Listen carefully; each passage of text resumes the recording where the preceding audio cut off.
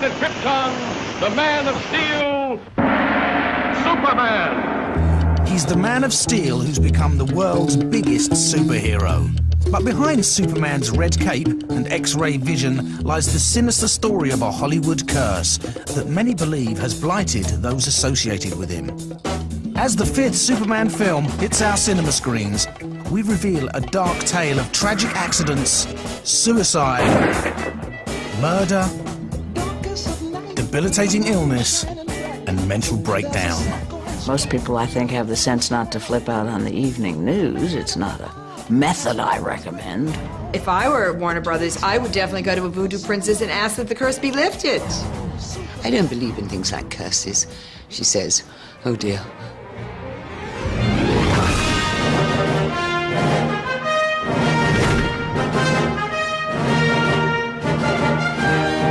The origins of Superman and the curse began in 1930s America, a country in the grip of a deep economic depression. In this climate of poverty and deprivation, Americans badly needed a hero, and it was two self-proclaimed comic book geeks who came to the rescue. Jerry Siegel and Joe Shuster were the shy, bespectacled geniuses who created the Man of Steel and his alter ego in 1939. Clark Kent may have represented who they were, but in Superman, they created a superhero who was everything they wanted to be. I was always pushed around by bullies and so forth, so that was one of my dreams. I thought, gee, wouldn't it be great if I was a mighty person and these girls didn't know that this clod here is really somebody special, and I'd help lead to this whole triangle setup of Clark Kent, Lois Lane, and Superman. Siegel and Shuster named Superman's characters after their own heroes. As tribute to their favourite movie idols, Clark came from Clark Gable and Kent from Kent Taylor. Lane was a homage to the pin-up singing stars the Lane sisters, and Lois was named after Lois Rothschild, the unrequited love from Jerry Siegel's school days. Here's the pencil sketch of the original Superman, and that was the first cover of the Superman book. That was 1939.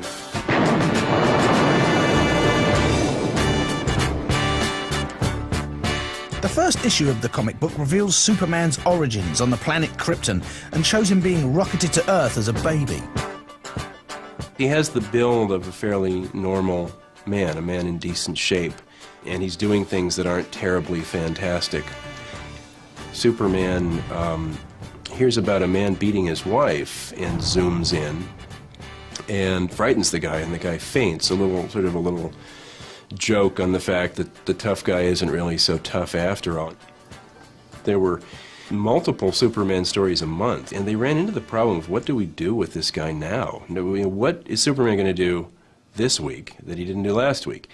So they began to add new powers, for one thing. Suddenly he flew, and then he flew faster, and then he began to get X-ray vision, and as time went on, it was sort of nothing Superman couldn't do. And so you begin to see a more physically muscular Superman.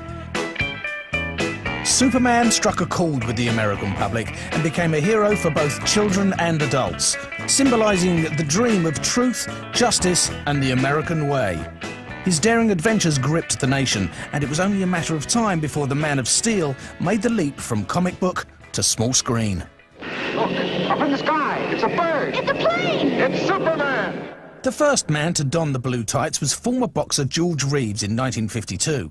Every Monday night at 7 p.m, the whole country stopped to watch the adventures of Superman, turning Reeves into a huge Hollywood star. Well, I enjoyed the George Reeves shows. I enjoyed him a lot. Him and Jack Larson as Jimmy Olsen. I thought that was quite inventive and funny and good. And I liked the Clark Kent character he played, who was a strong Clark Kent.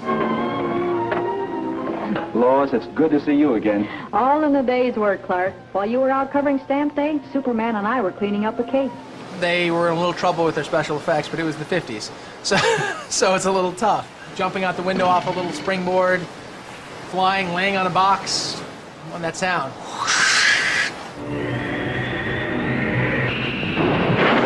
I always consider the curse, if there is one, to be the fact that that role really ruined or derailed George Reeves' acting career.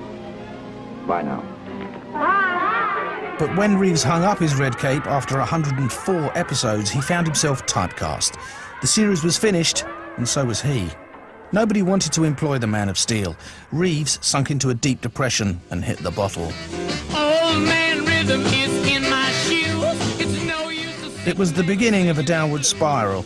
In an attempt to hold on to his dwindling fame, Reeves threw riotous cocktail parties. And it was at one such evening on the 16th of June 1959 that the first Superman tragedy struck. They were having drinks, and George came downstairs, complained about the noise, and went back upstairs after a brief argument. Those downstairs heard a gunshot, and according to the police report, Lenora Lemon, George's girlfriend at the time, said, "Oh, that's just George going upstairs shooting himself." There was a single gunshot wound to the head. The bullet entered his right temple, exited, and the bullet was lodged in the ceiling. He was lying nude in a pool of blood on his bed. The gun was at his feet. Because of the alcohol and the drugs that were in his system, the police immediately identified or signed off on it as a suicide.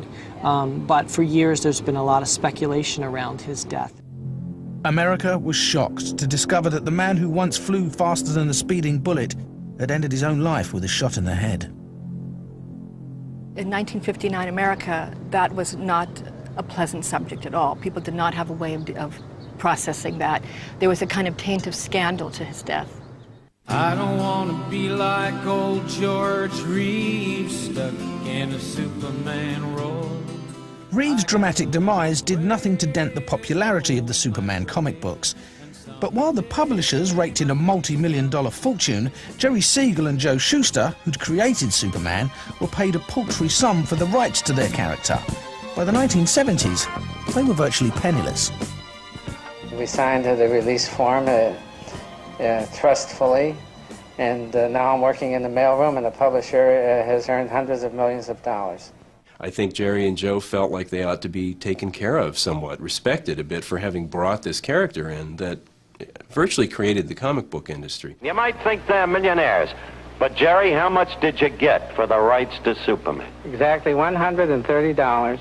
Split between the two of them. $65 apiece. On Thanksgiving Day weekend, my hope for you both is that somehow proper recompense comes to you. Thank you very much, Howard. Thank you, Jerry. Thank you, John. And there's more in a moment, but when the Hoops recompense learn didn't just come how for Siegel and important Shuster. In friendships are. 1975, to add insult to injury, Warner Brothers announced they were making a blockbuster Superman movie.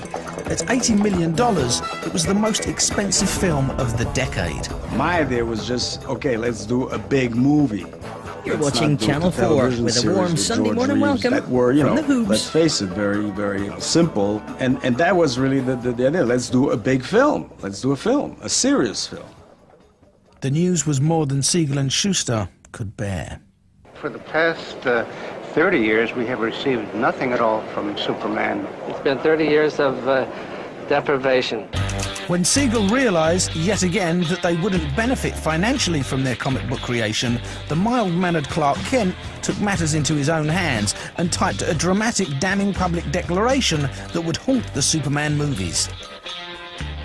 The publishers of Superman comic books killed my days, murdered my nights, choked my happiness, and strangled my career.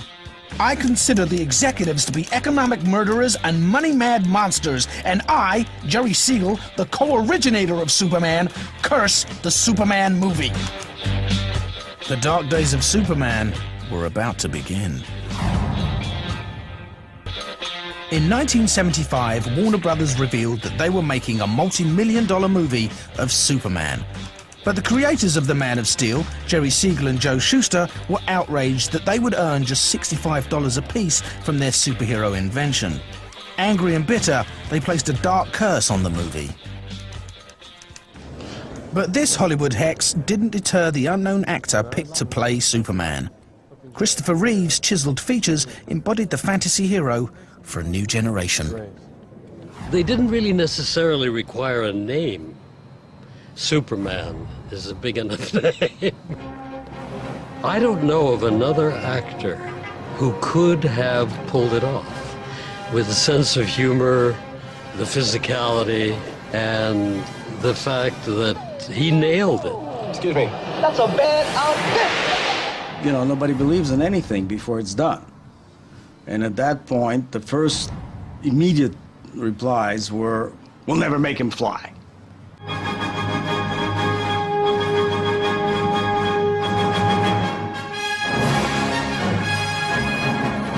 The movie was a box office smash, partly due to groundbreaking special effects that helped to create the illusion, for the first time in cinematic history, that a man could really fly. You know, is it a bird, is it a plane? No, it's Superman. In that first film particularly, people seeing Superman fly, you know, mouth wide open with absolute amazement.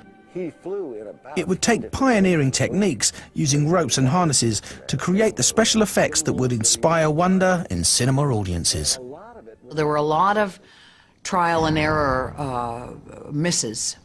And in particular, the scene where we flew off the balcony in the first flying scene, we were attached to our harnesses. I had a fellow named Derek who did like to tipple on the wheel that controlled my harness. And we would go off semi together in the air, and then I would go flying out here and whack back into Chris, or Chris would go up and I'd drop down, or they'd drop us in the bushes, or we'd hit the wall. I think that first takeoff scene we did something like 60-something times. And Christopher just stayed in character all the time. He really believed in the myth of Superman. Chris was much more Clark Kent in real life than he was Superman. The filmmakers pulled off an amazing coup by casting the world's biggest box office name, Marlon Brando, to play Superman's dad, Jor-El.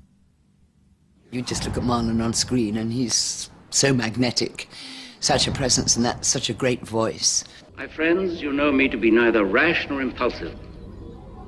I'm not given to wild, unsupported statements. And I tell you that we must evacuate this planet immediately. He was still the biggest named star in the world. He was still in pretty good nick. This was before he got very fat and just took the money and waddled when he turned up on a film set.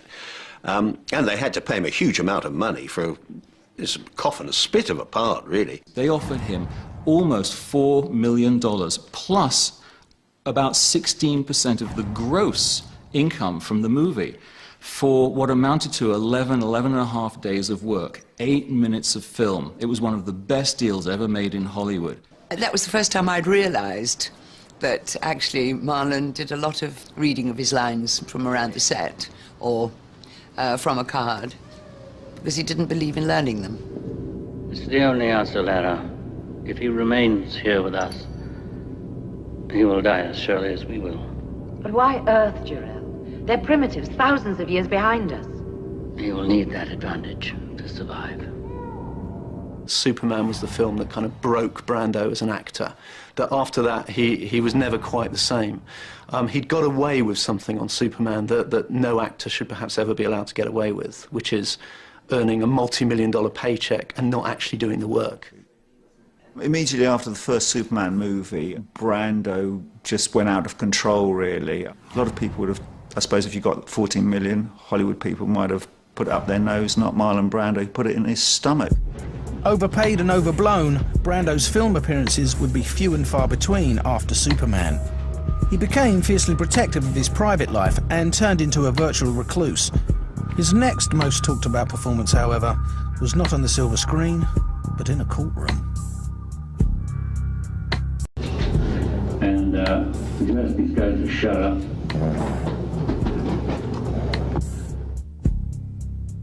The Mulholland Drive mansion that Brando shared with his wayward daughter Cheyenne and her boyfriend Dag Drolet had been the scene of a terrible tragedy. You have this kind of weird situation where they're all living together under one roof. Into this scenario, this kind of perfect sort of stage drama, you've got Brando's son Christian. By all accounts, he's a hard drinker. He dabbles in drugs, and he's also a bit of a kind of gun fanatic too. Christian flew into a rage following accusations that Dag had physically abused his sister. A fight broke out with disastrous consequences. Leaving Cheyenne without a boyfriend, Christian locked up in jail, and Brando a broken man. As news was leaked that Christian had killed his sister's lover, the world's media gathered outside Brando's home.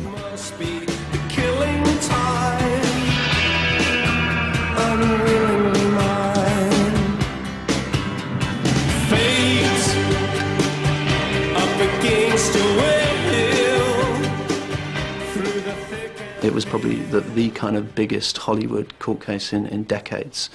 And at the centerpiece of it, obviously, is Brando, Marlon Brando, who comes in and treats the jury to this rambling, 1 hour long testimony.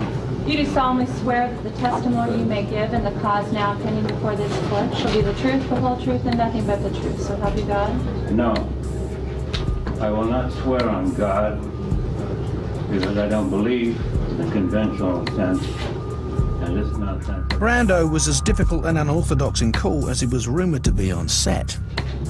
And you ask these guys to shut up.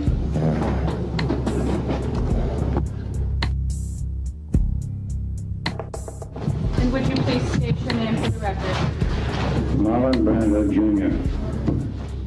I was an observer there for several weeks and spoke to Brando many times, and I could not tell whether the man was either the most moved father imaginable or simply the greatest actor playing another role. So dang laying there. And I tried to get hold of myself. Brando, in this kind of strange fit of self-loathing, was almost trying to shoulder the blame himself for what had happened. He seemed to be implying that if he had been a better father, none of this would have happened. And so therefore, if you're going to blame anyone, blame me, he's saying. And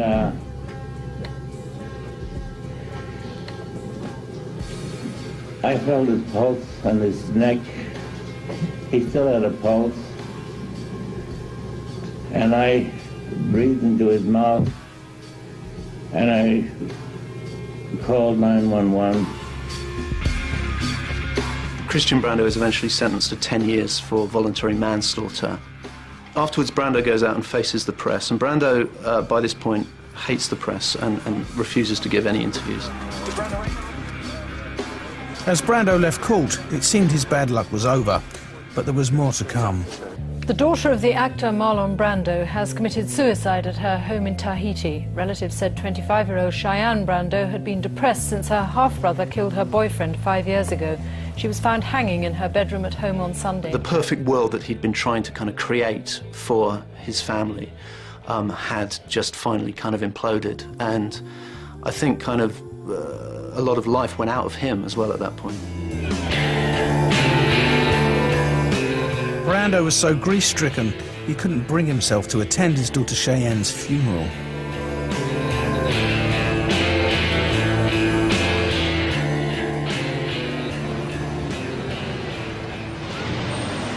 In 1980, Superman 2 was released to worldwide acclaim, making superstars out of Christopher Reeve and Margot Kidder, the smoky-voiced actress who played Lois Lane. As fiction's first lady of the press and sidecar to Superman's motorcycle, the assertive, adventurous reporter barely noticed the shy Clark Kent, yet swooned for Superman. But they call me the Superman lover, yeah. Say they call me the Superman lover, yeah. But something wrong. What's so ironic about people seeing me as the quintessential Lois Lane is that when I got the part, I knew absolutely nothing about Superman. The key to getting it was somewhat manipulative and scheming. The key to getting it was to look as if I really, really loved Superman. And so I took that as my objective, as an actor would say, my motivating thing, that I was so in love with this man I couldn't see straight, and just played that. I suggest that we do that. Well, you could take a ride with me right now if you'd like to. A ride? You mean I could fly? Well, actually, I'd be handling the flying if that's okay with you. When I saw the test, I was so impressed with how Christopher was able to make it totally believable. And then when Margot came on with him, as the test demonstrates, you immediately knew this was the combination. Ready? Clark said that you were rigged with wires, like Peter Pan. Well, Peter Pan flew with children, Lois, in a fairy tale. I remember the screen test very well because I remember coming in and thinking, oh my God, this is not who they've cast. This isn't Superman. It was this really skinny guy whose pant legs were too far up against his sock, you know, and who was kind of dorky. And so, and our chemistry actually from the get-go, from the screen test, was pretty much the same as it stayed, which was a older sister, younger brother kind of thing. They were the screen couple of the decade. The chemistry between them was never more apparent than in the famous scene where Superman saves Lois from certain death.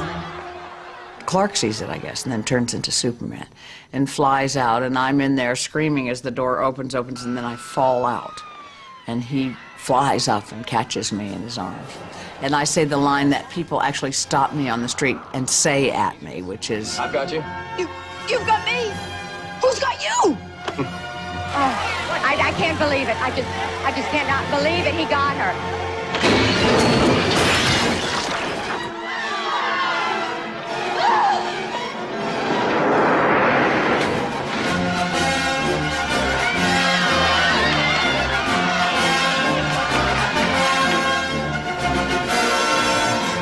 That's the moment when Lois Lane falls in love with Superman.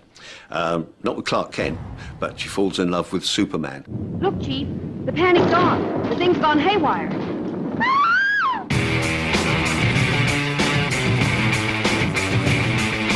But Lois Lane's real-life fall was to be more spectacular and more bizarre than anything dreamed up by the filmmakers.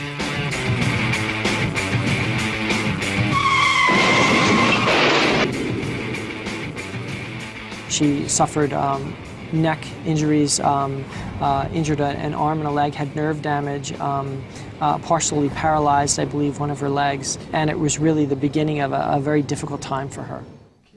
and I screwed up my spine and pinched something off in the left side, which alternately semi-paralyzed my left side. I'm really lucky I'm alive from that one. Really lucky. Margot's huge medical bills left her bankrupt, and she was unable to find work in Hollywood because of her injuries. She slumped into a severe depression, which eventually spiraled into a major psychotic episode. Cry, cry, cry. Margot Kidder is in the psychiatric ward this morning. The co-star of several Superman movies was found dazed and confused Wednesday in the backyard of a Glendale, California home. I looked twice, but it was definitely Margot Kidder. She looked like she hadn't eaten for a couple of days.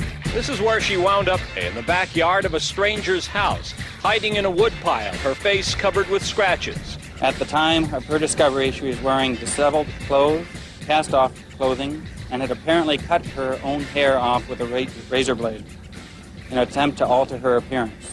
Well, it was tough. At first, it was mortifying to have it all in the news. I mean, when you're lying in a hospital looking at the television and there are reports of your own flip out on the news, it was, I mean, it's so mortifying you can't believe it. Her mental breakdown had begun at 3 o'clock in the morning in Hollywood's LAX airport. She introduced herself, and the next thing she said is, "Someone's trying to kill me. He's hired many people here at the airport, and they're looking for me, and I need you to protect me." Did you think she really was in danger? I did, until she started pointing to people who were on the plane with us, saying, "That person has been following me all day," and then saying, "I see you, I can see what you're doing over there looking at me." And then it became pretty sad and scary, and we knew she was very confused.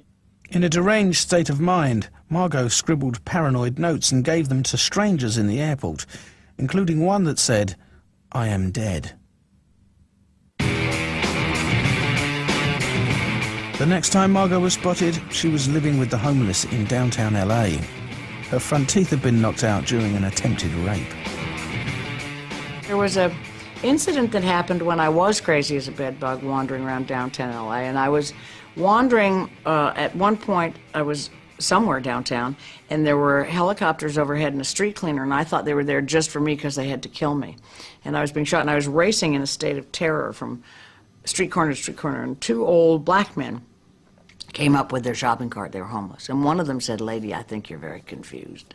Why don't you come with us? We'll take care of you." And I did. I went with them, and I was walking down the street with them, and for some reason my snooty factor kicked in.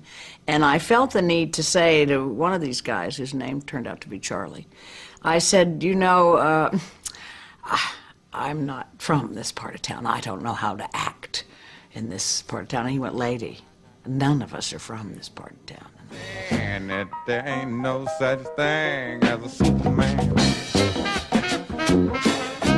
There ain't no such thing as a Superman.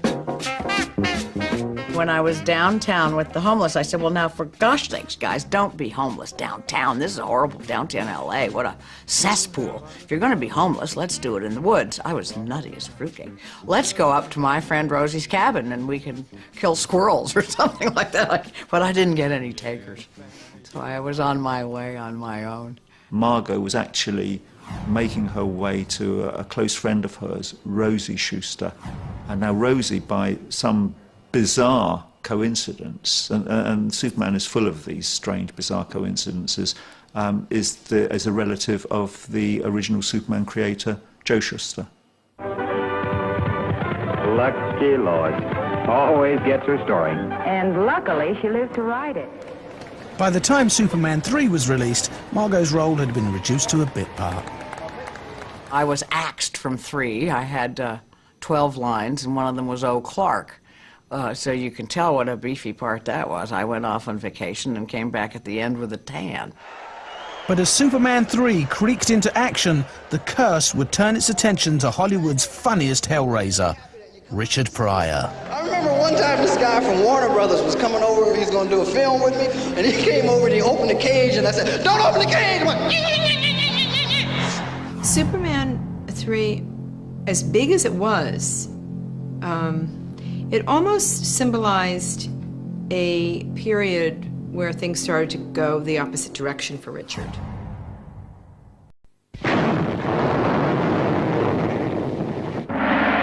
Superman! The third Superman blockbuster, released in 1983, continued to make Warner Brothers rich, while Superman's co-creators received a mere $130 for the rights to their character. Even the movie's star, Richard Pryor, received a multi-million-dollar paycheck.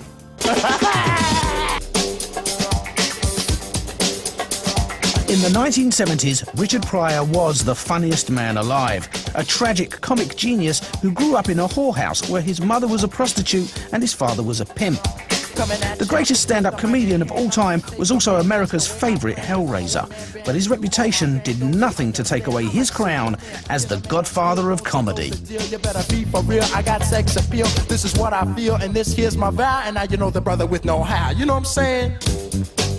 Thinking about death, though, I'd like to die like my father died.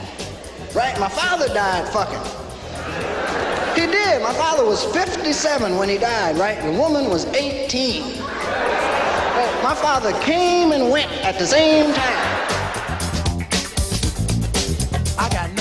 Superman is a very white movie. All those white people flying around, I mean, they needed some blackness, let's face it. They needed, like, they probably went, "Oh my God, we're all so white here. Maybe we should get a black man in here."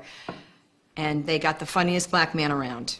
The main reason is they just wanted to make Superman 3 funny, you know that, and it's so clear from the opening sequence, which is very much a slapstick sequence. You know, the opening credits, it's like a Buster Keaton kind of, you know, sequence. No way.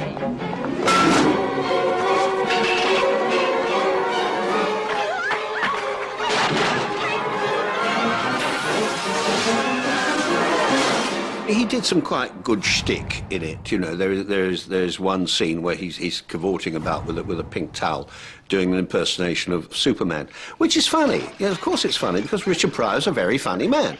This cake was flapping in the wind. He was flying. He was great. He was just flying around. Shh. The cake was blowing in the wind like this. Shh. Looked like a flag. Shh. And he landed right in the middle of this big plantation. Dun, dun, dun, dun. Richard Pryor is a way of demonstrating, you know, the powers that Superman has to Robert Vaughn and his kind of cohorts. Just says, you know, I've seen Superman fly, I've seen all the powers he has. And then He put these laser beams out of his eyes onto everything. Bzzz, red hot laser, dried up everything, just like that. During filming, Pryor's marriage to former model and actress Jennifer Lee hit the rocks as he turned his attention to his co-star. Well, can I say fucking? Because he started fucking Margie. Margie, I love you, girl. We love Margie now. But at the time, I didn't love her at all. I wanted to kill her. I was so in love with him in those days, and I had 2 or 3 rounds of our romance, and I think one was when we were shooting Superman 3. I was one of many, trust me. There was an exclusive tab on this. And I remember we suddenly looked up and he went, "Richie Pryor's in bed with Lois Lane!" And he was like an 8-year-old kid. He was so excited and pleased with himself. Pryor's marriage to Jennifer collapsed, and Superman 3 opened to bad reviews. Superman 3 was a box office flop and marked a downturn, not only for the American superhero, but also for its star. Well, 3 wasn't very good, for starters. And one of the things they did to Richard was something that directors and producers have done to Richard forever. Richard's really an accomplished actor. They just thought, oh, we've got Richard Pryor, we're paying him, it's his job to be funny. And I think the producers and director on Superman 3 were very guilty of that they didn't give him a lot of support. I know he had a really hard time making it. Superman 3, as big as it was, it almost symbolized a period where things started to go the opposite direction for Richard. And again, his health was suffering. He did lose a lot of weight. There was a lot of rumors and speculation in the press about what could possibly have been wrong with him after the filming. In 1986, Pryor was diagnosed with multiple sclerosis, a debilitating and degenerative disease that attacks the central nervous system. You suffer spasms, you suffer muscle control, speech is affected, obviously mobility. Last night I was so depressed and I went and got the Bible and I turned to... His health continued to decline and eventually he required round-the-clock medical care, although not everyone involved in Pryor's life had his best interest at heart. Oy, oy, oy. The help was selling furniture out of the garage. Yeah, you can't make that up. I mean, it was like Hollywood. Ex-girlfriends, ex-wives, huge amounts of money flying out the door. Basically he said, my health is down, my business is failing. You've got to come back and make some sense out of this. It was really a challenge. I had my life threatened.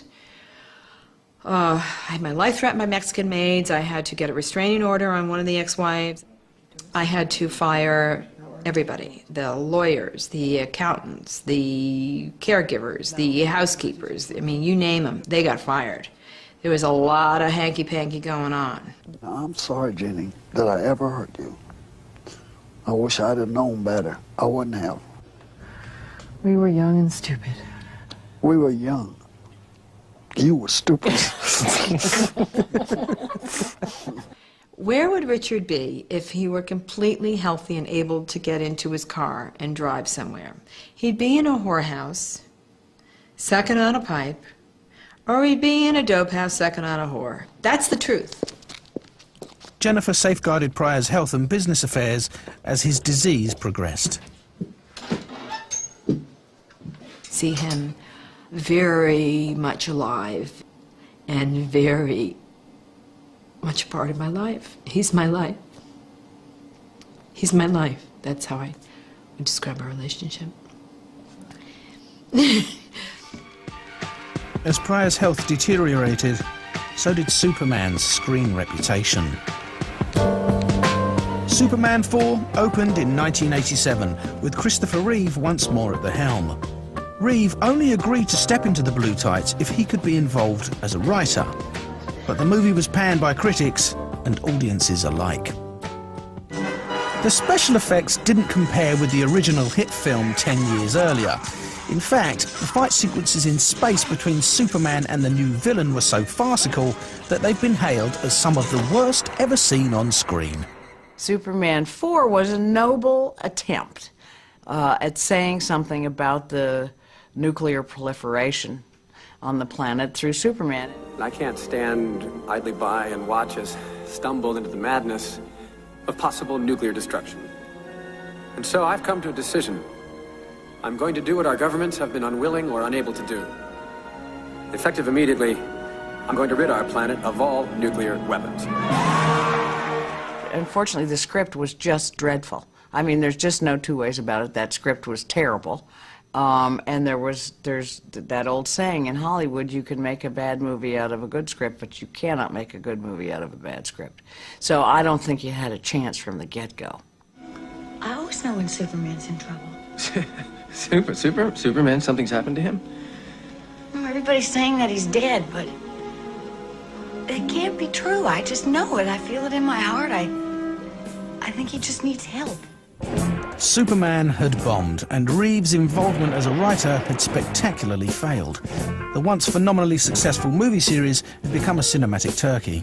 Christopher Reeve, no longer the Man of Steel, was now merely the Man of Flesh. Christopher Reeve tried, after Superman 4, to move his career forward. So many people in Hollywood saw him just as Superman. And he obviously developed other interests. One of them was a great love of show jumping. He was a very good horse rider. He was a daredevil. He was always flying his own planes. In fact, flying across the country, there was one incident where he nearly hit a Boeing 707 flying into Los Angeles one day. I mean, he was always just on the edge of, like, having an accident. And just like Reeves' co-stars, tragedy would also strike him down.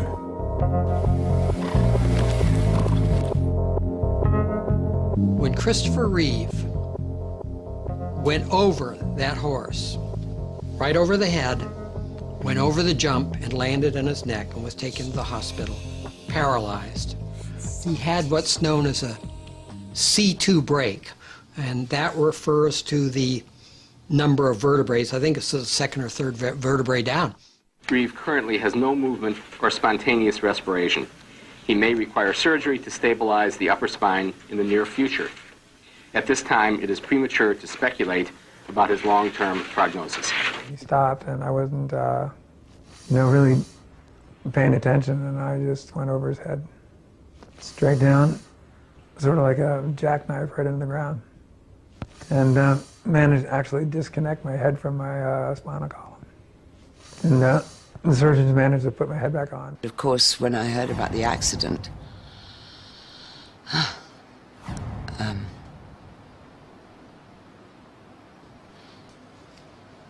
it was horrible, quite horrible. My initial thought was, oh my gosh, of all the people to have it happen to, Chris was the wrong one. Not because it was going to obviously impede his athletics, which he was very good at, but because he had never been an introspective guy. He had not been someone who'd surfed the internal terrain, as it were. And I thought, boy, I don't know if he's going to be able to handle this at all. Well, his first reaction when he learned where the break was and what happened was despair. And that turned to thoughts of suicide. In fact, he talked with his wife, Dana, about whether or not he should commit suicide. But this was Superman, and against all the odds, he was determined to walk again. One of my core beliefs is that I will not be spending the rest of my life in a wheelchair. To stand up and take a few steps would be fantastic. Would be miraculous. To see the man who portrayed this character in a wheelchair, unable to move, unable to breathe without a ventilator, things like that, it was just, oof. It was extremely ironic that this actor would be in that situation, and extremely tragic. He never made it. After a 10-year struggle to overcome his paralysis, Christopher Reeve, the most famous Superman of all time, died in October 2004 from a massive heart attack.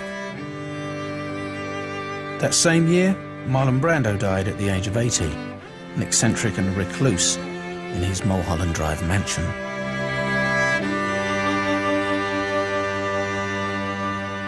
And And tragedy would even strike Lee Quigley, the boy who played Brando's screen son, the baby Kal-El.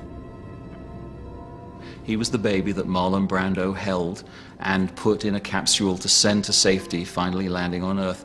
And he was chosen from a casting search of many hundreds of little infants, largely because he supposedly looked similar to Marlon Brando. Lee Quigley was 10 months old at the time, and his attachment to Marlon Brando and Susanna York was very apparent on the film. Kal-El.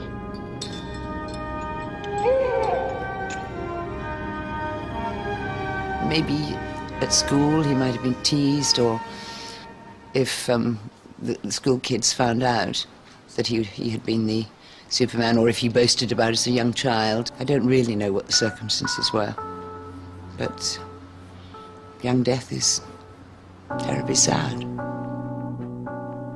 Lee Quigley died at the age of 14 from solvent abuse. I believe it was air freshener that the coroner said was finally what killed him. He was inhaling it. Friends apparently had tried to stop him, but he was Superman's kid and apparently wouldn't listen to anybody.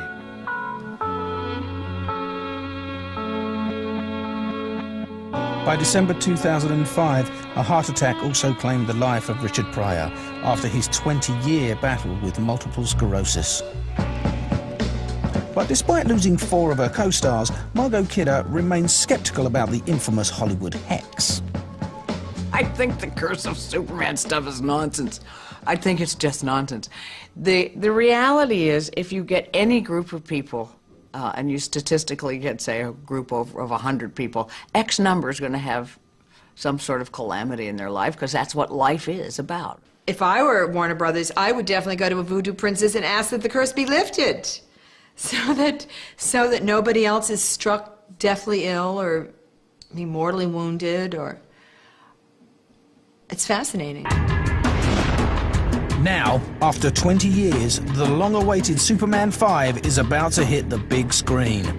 With the death of Superman's biggest stars, will the final chapter of the movie franchise escape the might of the Superman curse? I'm sure there are actors who do worry about the curse of Superman and do consider very carefully about wanting to get involved in the project.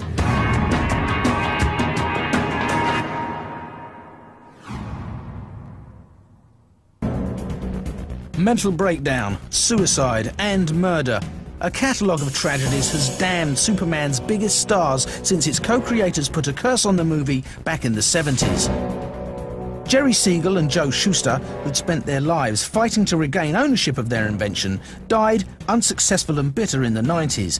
But the question is, did the curse die with them? Superman returned to the small screen in the 90s. The famous cape was passed to Dean Cain, who starred in the hit TV series The New Adventures of Superman alongside Terry Hatcher. This hot modern couple had a new romantic take on the relationship between Lois and Clark. Clark? Just a sec, Lois. What was great about Lois and Clark was that it was about Clark. And then Clark and his romance with Lois was fantastic. And that was the crux of the show, which is different. I guess I'm just not attracted to you, Lois. Liar, you are so attracted to me. I guess not. Guess so. Guess not. Guess so. Can we get back to the story now, please? Fine by me. I've been around for a while. So far, nothing's gone wrong with me, knock on wood. Superman's been hit constantly by bad luck. So, you know, you can be skeptical about it. You can say, oh, it's just a series of coincidences. But really, I mean, too much has happened to all these people involved. Too many tragedies have happened in their lives. Listen, if I'm cursed, I'm doing all right, you know, but I'm still young and we'll see what happens. But life is life, and tragedy will befall every single one of us. We're all going to die at some point. And now there is a new Superman. After an 11-year struggle to find an actor to step into Christopher Reeve's boots, the 5th movie is about to hit cinemas across the globe. Shot on location in Australia, with a budget said to be in excess of $400 million, Superman Returns is already the most expensive film in movie history. If you go down to Warner Brothers Studios, outside one of the giant sound stages, they have a painting of Superman that went up, it's got to be 10, 15 years ago. It was there to announce Superman 5. It's still there today, and finally they might have their 5th Superman, but it's stayed there, and every few years they go and refresh the paint. But they have struggled mightily to put a face to that Superman. Some of the world's most famous actors, including Josh Hartnett, Nicolas Cage and Jude Law, have been linked to the role of Superman. I'm sure there are actors who do worry about the curse of Superman and do consider very carefully about wanting to get involved in the project. Ashton Kutcher, a major TV star with a very good film career, actually said he refused to get involved with Superman after he was linked to the role because of the curse. He didn't want to run the risk of becoming another victim of the curse. I still think it's pretty dangerous business. Hope nothing goes wrong. But despite Hollywood superstition surrounding the curse, one man wasn't afraid to step into Superman's suit. In what has become a Superman tradition, yet another unknown actor was cast in the lead role, Brandon Routh. I'm excited to see someone else put on the suit and fly around and be called Superman. That's fun. It's a daunting character to play, and I hope this guy does a great job. My heart goes out to the kid playing Superman because he's going to be fairly or unfairly compared to Chris no matter what he does. And he could be brilliant, and somebody's going to take a whack at him because he's not Chris Reeve. So he's got a really tough mountain to climb. Brandon Routh is the spitting image of his predecessor, Christopher Reeve. But will this uncanny resemblance be enough to convince cinema goers that he is Superman for a new generation? A dream destined to change the world. It's going to have to be very impressive indeed to justify all the hype, to justify all the expense. And I imagine a lot of people in Hollywood are keeping their fingers crossed firmly at this moment. The fate of the new Superman and its latest stars remains to be seen. Has the bad luck finally run its course, or will the curse of Superman strike again?